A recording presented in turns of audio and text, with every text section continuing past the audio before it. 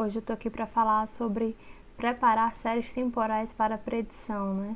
Se você não assistiu o vídeo anterior, que é o vídeo que a gente está falando sobre a introdução de séries temporais, eu vou deixar aqui no card para vocês.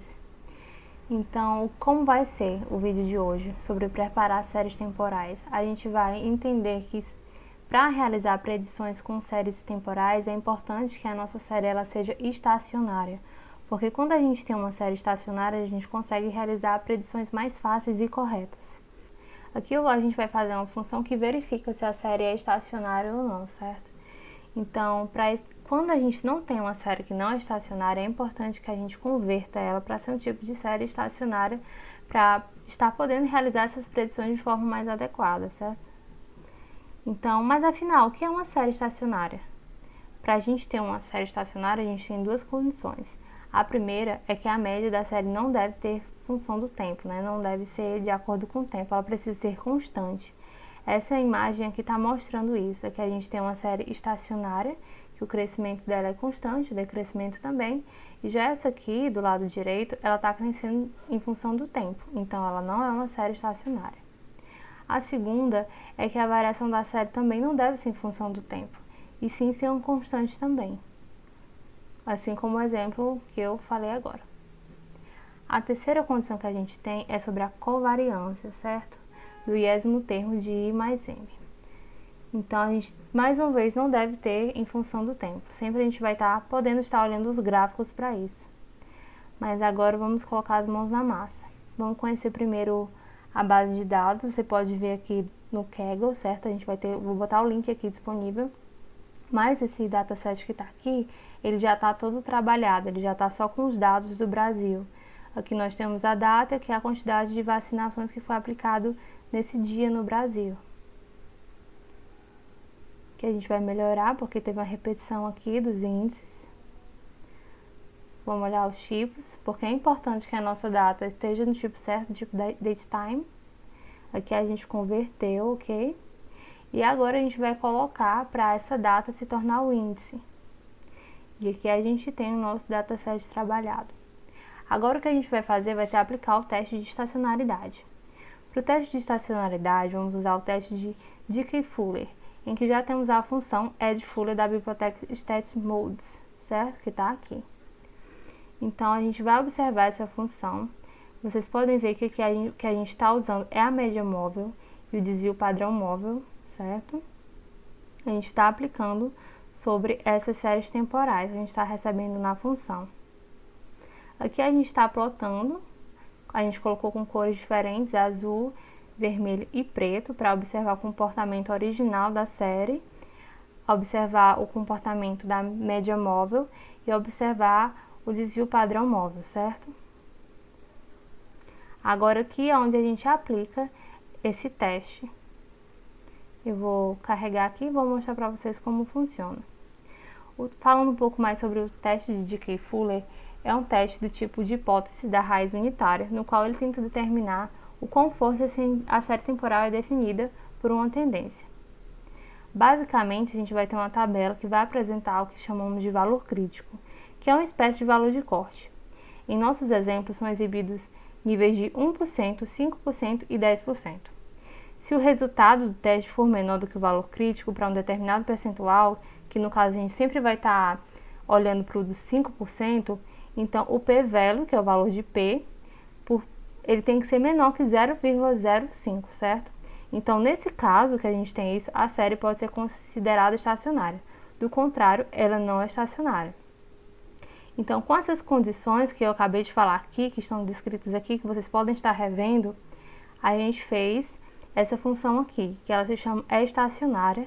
Ela recebe a série, aplica o teste, e aqui vocês podem ver que com esse retorno, a gente trabalha ela para ser uma série, e aqui a gente colocou os índices, certo? De estatística do teste, o valor do P, o critério de informação maximizada.